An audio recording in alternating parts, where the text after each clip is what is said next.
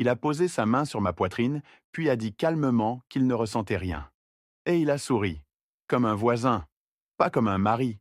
Et c'était seulement le début. Je me suis mis à réfléchir. Quand est-ce que tout a commencé à basculer? La première nuit de notre mariage, elle s'est enfermée dans la chambre d'amis. Pas de dispute, pas de mots durs, juste un «je suis fatigué». Je suis resté assis sur le bord de notre lit conjugal, les draps impeccablement tirés, à fixer la porte fermée. Je n'ai pas bougé. Pas cette nuit-là, ni les suivantes. Le matin, elle préparait le petit déjeuner, café, tartines, parfois même une fleur sur la table. Une mise en scène parfaite. Tu veux du miel ou de la confiture? Demandait-elle avec le sourire, comme si rien n'était étrange dans le fait qu'on vive en colocataire à peine marié. Elle s'habillait avec soin, partait au travail avant moi. Aucun baiser, aucun regard. Juste un «À ce soir», prononcé avec cette voix douce et distante qui ne laissait aucune accroche. Je me souviens m'être dit «Peut-être qu'elle est simplement pudique, peut-être qu'elle a besoin de temps. Après tout, les choses vont se construire. C'est normal, non? Le mariage, c'est un ajustement.» Mais quelque chose clochait. Même ses silences semblaient méthodiques, calibrés. Chaque geste semblait calculé pour éviter tout contact réel. Les repas étaient des performances. Elle riait à mes blagues, mécaniquement. Elle posait des questions, jamais trop profondes. Et moi, j'essayais. Encore et encore. Un massage d'épaule, une main effleurée, une invitation à sortir en week-end. Tout revenait contre moi comme une balle molle lancée contre un mur de verre. Pas de rejet, mais aucun retour non plus. Un soir, j'ai essayé d'en parler. Je sens qu'on s'éloigne, qu'on ne se trouve pas. On peut essayer de comprendre, ensemble? Elle a hoché la tête. Oui, bien sûr. Tu veux que je cuisine quelque chose de spécial demain? Elle n'avait rien entendu. Ou plutôt, elle avait entendu, mais choisi d'esquiver. Encore. La nuit suivante, je me suis levé, pieds nus sur le parquet froid, et j'ai poussé doucement la porte de la chambre d'amis. Elle dormait, dos tourné, les épaules raides comme une statue. Même dans son sommeil, elle me tenait à distance. Je suis resté là quelques secondes, puis j'ai reculé. Je suis retourné dans notre lit vide, le cœur battant, sans comprendre pourquoi je me sentais comme un intrus dans ma propre maison. Un dimanche, alors que je passais devant la salle de bain, j'ai entendu son téléphone vibrer. Un message s'affichait sur l'écran. De sa sœur. Il disait simplement « Alors, tu tiens bon? Toujours rien ?» J'ai reculé. J'ai cru que j'avais mal lu, mais non. Toujours rien. Comme si quelque chose avait été planifié. Comme si elle suivait un plan, un agenda. Et moi, là-dedans, qu'est-ce que j'étais? Le soir même, je l'ai regardé, vraiment regardé. Sa manière de replier sa serviette avec précision, son regard qui évitait le mien juste au bon moment, son «bonne nuit» déposé comme une facture sur une table. J'ai eu cette image soudaine, un contrat, signé, scellé, rangé dans un classeur, et moi, le contenu oublié. Je me suis demandé, est-ce que c'est ça, le mariage pour elle? Un protocole? Un refuge administratif? Un cadre rassurant? Est-ce qu'elle m'a jamais aimé? Est-ce qu'elle voulait seulement cocher une case, remplir un rôle, sécuriser une existence? J'ai commencé à douter de tout, chaque souvenir, chaque sourire, et surtout, de moi-même. Le matin suivant, j'ai observé ses gestes comme un étranger scrute une inconnue dans un train. Elle coupait sa tartine avec soin, buvait son café en silence. Rien de changé, tout trop normal. Je suis resté là, devant ma tasse, à la regarder sans rien dire. Elle m'a souri. Tu ne travailles pas aujourd'hui? Si, j'ai juste mal dormi. Elle a hoché la tête, comme on répond à un bruit de fond. Puis elle s'est levée, a attrapé son sac. Tu veux que je prenne quelque chose au marché ce soir? Ce que tu veux. Elle est partie. Et dès que la porte s'est refermée, le silence est devenu lourd, sourd, comme une pièce sans oxygène. J'ai pris son téléphone. Pas pour espionner, je me suis dit, juste pour comprendre. Il n'y avait pas de verrou, rien. Comme si elle savait que je ne fouillerais jamais. Ou comme si elle s'en fichait. Les messages étaient un peu banals. Trop. Beaucoup de discussions avec sa sœur. Rien de compromettant, mais tout sonnait faux. Des phrases comme « Il ne pose pas trop de questions » ou « Tu tiens combien de temps encore ?» Je ne savais plus ce que je regardais. Était-ce un code, une farce, ou pire, un plan? Je suis allé marcher dans le quartier, incapable de rester dans cet appartement trop bien rangé. Les volets ouverts à angle parfait, les coussins alignés sur le canapé, une vie témoin, une vitrine. Je suis passé devant une boulangerie où nous allions les premiers mois. La vendeuse m'a reconnu. Ah, toujours ensemble, les amoureux? Elle ne vient plus? J'ai esquissé un sourire. Elle travaille beaucoup. Dommage. Elle rayonnait ici. C'était mignon, vous deux. Je suis rentré, lentement. J'ai ouvert une bouteille de vin à 11 heures du matin. Je ne bois jamais à cette heure-là, mais j'avais besoin de casser le rythme, de sentir que j'étais encore capable de faire un choix spontané. Vers 15 heures, je suis allé dans la chambre d'Amy. Sa chambre. J'ai ouvert les tiroirs. Pas pour chercher, pour ressentir. Je ne savais même pas ce que j'espérais y trouver. Un indice, une preuve, une explication. Tout était rangé. Aucun journal intime, juste des carnets à peine utilisés. Mais dans l'un d'eux, entre deux pages blanches, une note griffonnée. Ne pas m'attacher, ne pas céder, rester clair. Pas de signature, pas de date. Mais c'était son écriture. Elle avait écrit ça, ici, chez nous, ou plutôt, chez moi. Cette nuit-là, j'ai fait semblant de dormir quand elle est y rentrée. Je l'ai entendue poser ses clés, enlever ses chaussures, aller dans la cuisine. Elle ne m'a pas rejoint. Elle n'a même pas vérifié si j'étais là, comme si ma présence n'avait plus d'importance, ou n'en avait jamais eu. Je me suis rappelé une scène, des mois plus tôt, quand je l'avais surprise en train de pleurer dans la voiture, après une visite chez ses parents. Je lui avais demandé ce qu'il se passait. Elle avait juste dit « Je suis fatiguée, c'est tout ». Je n'avais pas insisté. J'avais cru respecter son espace. En réalité, j'avais abandonné sans le savoir. Maintenant, je revoyais cette larme non expliquée. Ce silence, ce mur. Et je comprenais. Elle ne voulait pas de mon réconfort, pas de ma proximité. Elle ne voulait rien construire. Elle voulait maintenir, garder, protéger. Mais quoi?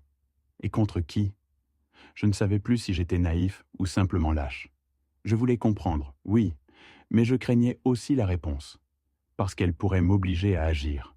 Et je n'étais pas encore prêt. Pas encore. Je me suis réveillé avec une idée fixe. Tester. Plus attendre, plus observer. Agir, même à petite échelle. Juste pour voir. Je lui ai proposé un week-end à Annecy. Une escapade, comme avant. Lac, hôtel, vélo. Elle a souri, presque surprise. C'est une idée sympa. Tu veux vraiment y aller? Oui, toi non? Si, bien sûr. C'est inattendu, mais pourquoi pas? Je l'ai observée pendant qu'elle rangeait son assiette. Son ton était doux, mais neutre. Aucune excitation. Comme si elle disait « oui » à une réunion. Pas un projet en amoureux. Le vendredi soir, elle a annulé. Un mail urgent, un collègue malade, une réunion déplacée. Tout sonnait crédible. Parfaitement crédible. Trop. J'ai pris la voiture et j'y suis allé seul.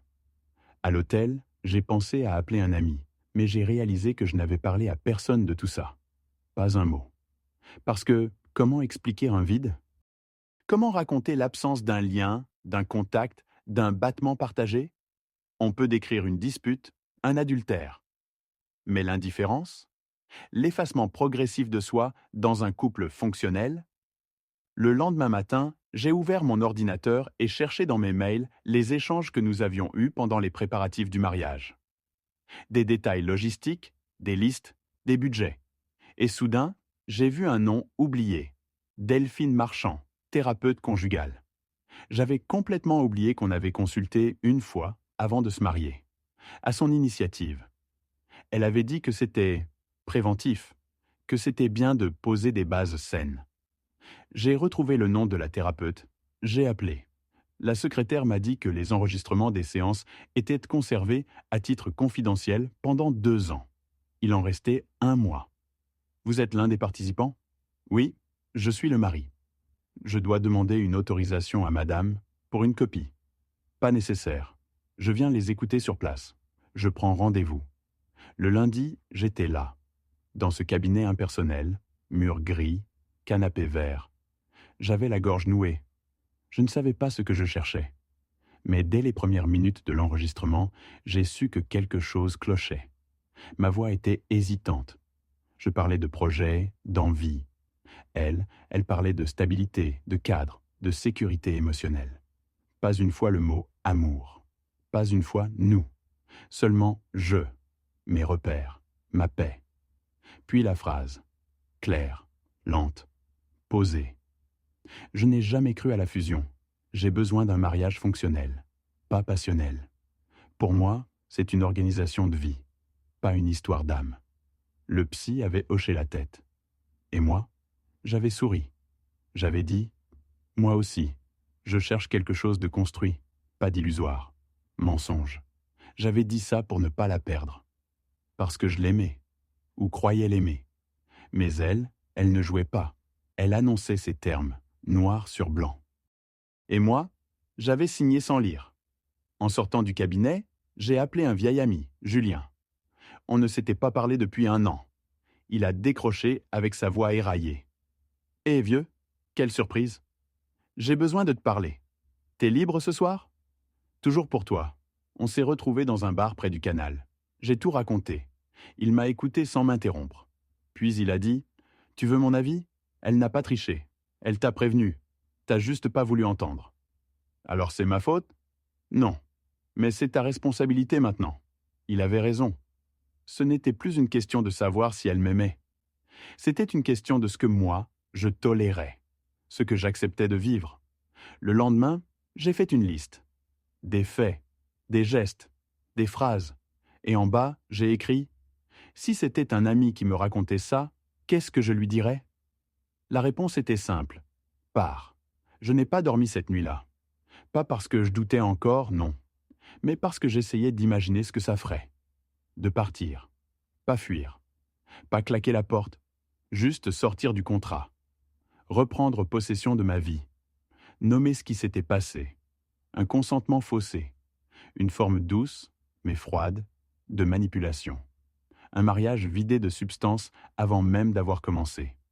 Le matin, elle m'a trouvé à table, les yeux cernés, une pile de papier devant moi.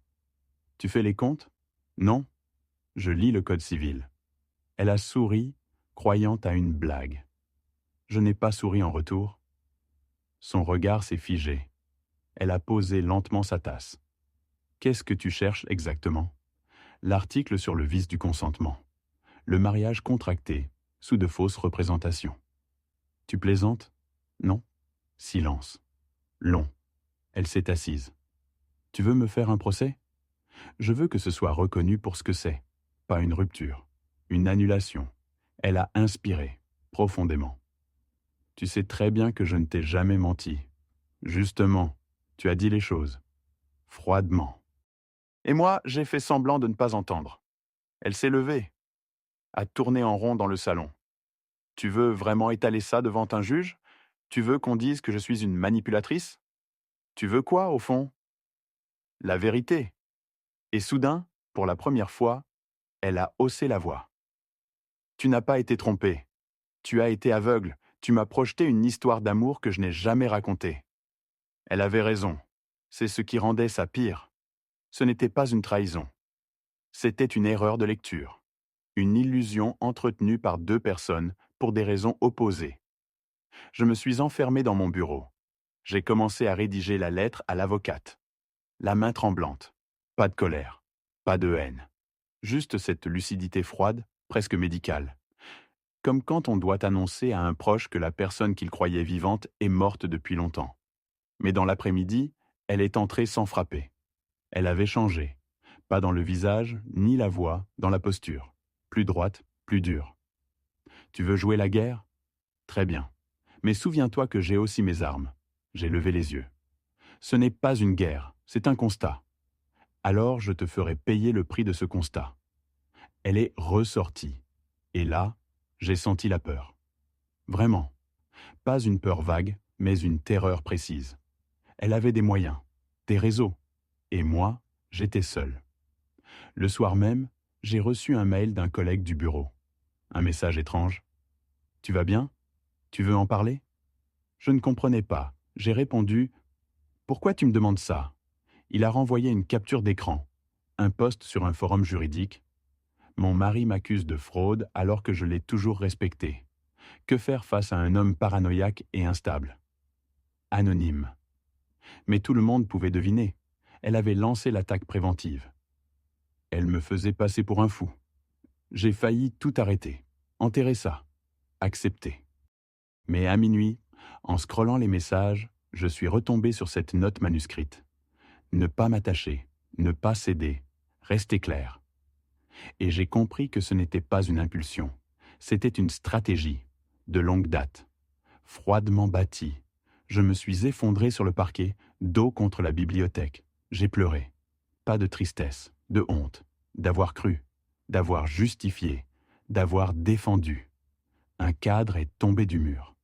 Ma photo, seule, devant l'église le jour du mariage. Elle n'y était pas. Elle avait refusé la photo à deux. Je n'aime pas poser, avait-elle dit. J'avais ri. Quel idiot. Je me suis relevé lentement, ramassé le verre, jeté la photo. Puis j'ai ouvert l'ordinateur. Et j'ai tapé « Avocat annulation mariage Paris ». J'étais au fond, mais je touchais enfin la vérité. L'avocate s'appelait Maître Renaud. Voix calme, regard dur. Elle n'a pas cligné des yeux quand j'ai raconté l'histoire. Vous avez des preuves? Une note manuscrite, des extraits audio d'une séance. Un comportement constant, documenté, des messages. Parfait. On ne travaille pas avec les émotions ici. On travaille avec les faits. Elle a dressé une liste. Chronologie, témoins, expertise, rien de théâtral. Juste de la structure. Ce sera long, m'a-t-elle dit, et elle tentera de retourner l'affaire contre vous. Préparez-vous à tout perdre avant de récupérer quoi que ce soit. Je suis sorti de son cabinet sonné. Il pleuvait. Paris lavé, gris, glacial. Mais quelque chose en moi s'était redressé. Une colonne vertébrale, enfin retrouvée. Le soir, je l'ai vue dans la cuisine, un torchon à la main. Elle a tourné la tête. Tu comptes rentrer dans une guerre d'usure? Tu veux qu'on s'épuise tous les deux?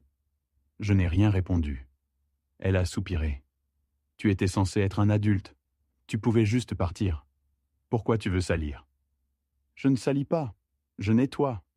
Elle a baissé les yeux. Tu crois vraiment que quelqu'un te croira? Un mariage raté, ça arrive. Pas besoin d'en faire une scène judiciaire. Mais j'avais compris une chose. Elle n'avait pas peur du départ. Elle avait peur de l'étiquette, du mot exact. Fraude. Parce que le mot transforme un malaise en faute, un flou en responsabilité. 2 jours plus tard, Maître Renaud m'a appelé. J'ai trouvé un angle plus large. Il ne s'agit pas seulement de tromperie dans le couple. Il y a une intentionnalité répétée. On peut parler de schéma, peut-être même de précédent. Vous voulez dire, si elle a déjà utilisé ce type de mariage comme levier, alors on peut l'étendre à un abus systémique. Comment on le prouve? On cherche. Vous me donnez tous les noms, toutes les adresses. Amis, ex, collègues. Et là, un souvenir m'a percuté. Une conversation, oubliée depuis longtemps. Une amie d'elle, Sophie, qui un jour, dans un dîner, avait dit « Tu fais toujours les bons choix, toi. Stratégique, efficace. Tu vas nous montrer comment on sécurise sa vie. » Et elle avait répondu « C'est pas si compliqué, faut juste pas se laisser attendrir. » À l'époque, j'avais trouvé ça drôle. Aujourd'hui, c'était une clé. J'ai retrouvé Sophie sur LinkedIn. Je lui ai écrit, sous un faux prétexte. Elle a accepté de boire un café. Je suis arrivé en avance. Elle était là, tailleur sobre, sourire tendu. Alors, comment va votre star du rationnel? Je l'ai fixée. Tu savais? Elle a baissé les yeux. J'ai jamais compris pourquoi elle t'avait choisi. Toi, t'étais sincère. Et les autres? Elle n'a pas répondu. Juste, tu sais, pour elle, le couple, c'est une forme d'armure. Elle n'aime pas être seule, mais elle déteste dépendre. Elle optimise. Elle m'a épousé pourquoi? Pour la case? Le statut. T'étais fiable, discret, propre. Je l'ai remerciée. Pas pour sa franchise, pour l'arme. Parce que chaque mot qu'elle venait de dire devenait un clou dans le cercueil du mensonge. En sortant, j'ai croisé un vieux monsieur qui marchait lentement sous la pluie. Il m'a regardé, a hoché la tête et m'a dit « Faut pas laisser les fantômes écrire la suite ». Et j'ai pensé « C'est exactement ça. Ce que je vivais, ce n'était pas une histoire d'amour morte. C'était un fantôme, une projection. Maintenant, il fallait l'exorciser. Officiellement, définitivement. Le plan s'est mis en place comme un mécanisme froid. Pas de place pour l'hésitation, plus maintenant. J'étais devenu autre chose. Pas un vengeur, un chirurgien. Je ne voulais plus blesser. Je voulais extraire, nettoyer. Maître Renaud m'a donné un calendrier précis. On dépose le dossier dans 10 jours. Il faut que tout soit prêt. Témoignages, pièces, éléments factuels. Et elle va sentir venir le coup. C'est le but. On veut qu'elle panique, qu'elle montre enfin le vrai visage. La pression montait. Mais, étrangement, je ne ressentais plus la peur. Juste cette clarté, presque glacée, qui précède la tempête. Je me suis rendu à une réunion chez mon éditeur. J'avais promis de rendre un manuscrit, mais je n'avais pas écrit une ligne depuis des mois. Mon rédacteur, Antoine, m'a regardé longuement. « Tu n'as pas besoin d'écrire sur autre chose, tu sais. Écris sur ça, ce que tu vis. Qui voudrait lire ça? Tout le monde, parce que c'est la vérité. Et la vérité, bien dite, c'est plus rare qu'un bon roman. Je ne lui ai rien promis. Mais le soir, pour la première fois depuis longtemps, j'ai ouvert mon carnet. J'ai écrit une page, puis 2, et sans m'en rendre compte, j'ai rempli 10 feuilles. Chaque ligne brûlait et soulageait. 2 jours plus tard, j'ai reçu un message de Sophie. Elle a compris que je t'avais parlé. Elle m'a appelé. Elle est furieuse. Je l'ai remerciée, puis j'ai attendu. Le samedi, elle m'a proposé un dîner. Je veux parler, calmer les choses. On peut au moins rester digne, non? J'ai accepté. Pas pour parler, pour observer. Elle avait mis une robe qu'elle ne portait plus depuis longtemps. Elle avait préparé une table parfaite, bougies, vin, assiettes assorties. Le tout avait un parfum d'adieu, ou d'ultime tentative. « Je t'ai peut-être blessé », a-t-elle dit d'une voix posée. Mais ce n'était pas volontaire. Je sais, c'est ça, le pire. On peut repartir autrement, recréer un lien, pas comme avant, mais mature. Non, on ne recrée pas sur du faux. Elle m'a regardé longtemps, puis elle a posé sa main sur la mienne. Tu es plus dur que je pensais. Non, je suis juste enfin moi. Silence. Elle a murmuré. Si tu fais ça, tu me détruis. J'ai répondu sans lever les yeux. Tu t'es construite sur une version de moi qui n'existe plus. Ce n'est pas moi qui détruis. C'est toi qui refuses d'admettre la fin. Le lundi, Maître Renaud m'a informé qu'un ancien collègue de mon épouse, un certain Jérôme, acceptait de témoigner. Il avait, lui aussi, eu une relation ambiguë avec elle des années plus tôt. Même logique, même schéma. On touche à une mécanique, dit Maître Renaud. Pas une erreur, une méthode. Et c'est là que j'ai compris que mon histoire ne m'appartenait plus seulement. Elle faisait partie d'un tissu plus large, et que, si je ne l'amenais pas à la lumière, je laissais ce tissu se répandre. Le soir, je suis allé marcher, le long de la Seine. Le vent était coupant, les péniches immobiles. Un homme jouait de l'accordéon près du pont Neuf. Des enfants couraient. Et moi, là, au milieu de la ville vivante, je me suis senti enfin distinct, plus mari, plus victime, plus spectateur. Un homme debout, qui allait jusqu'au bout.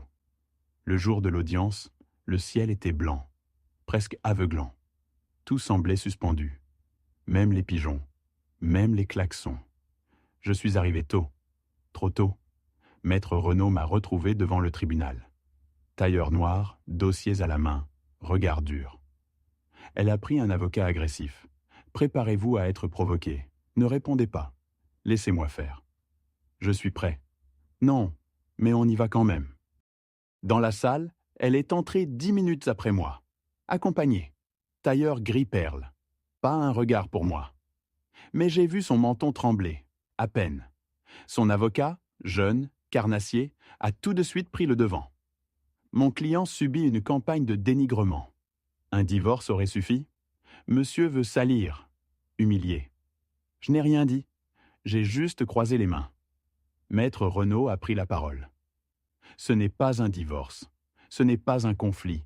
C'est un contrat vicié. Mon client a été induit en erreur sur la nature même de l'engagement. Nous avons des preuves.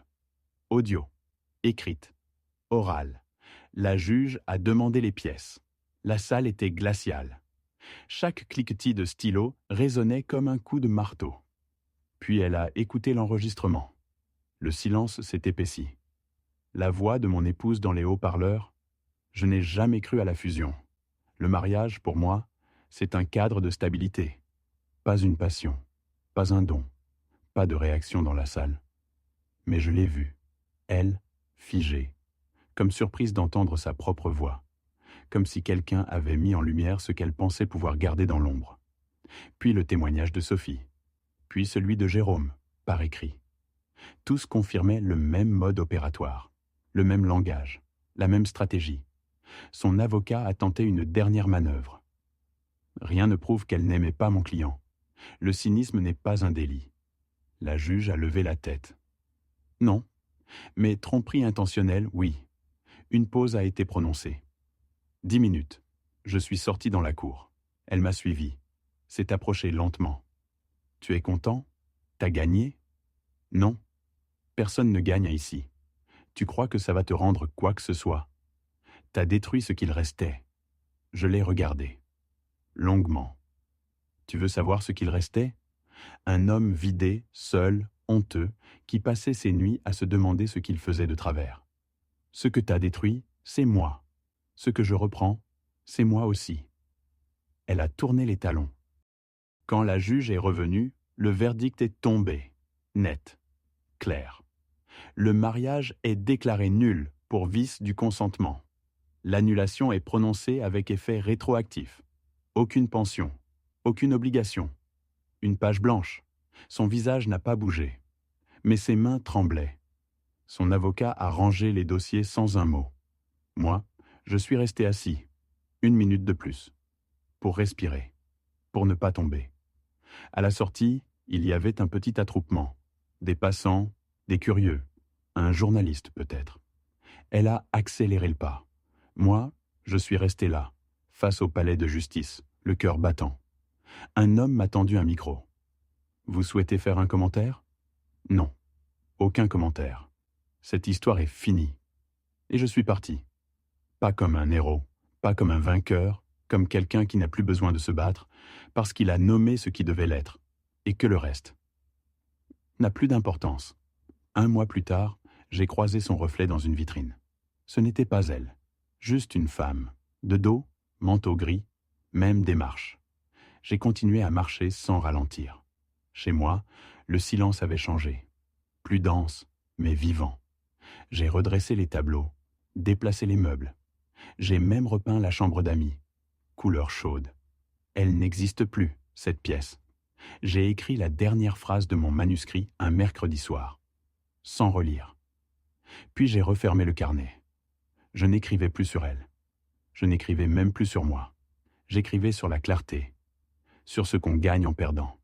Un matin, j'ai reçu une enveloppe. Pas de nom. À l'intérieur, une photo. Nous deux, devant la mairie. Je la tenais par la taille. Elle souriait à peine. Derrière, juste un mot, écrit à la main. Désolé, trop tard. Je n'ai rien ressenti. J'ai posé la photo dans un tiroir. Pas par nostalgie, par lucidité. Pour me souvenir, un jour, si j'oublie. Puis j'ai pris mon manteau. Il faisait froid. Mais c'était un froid net, qui ne mentait pas. Je suis sorti.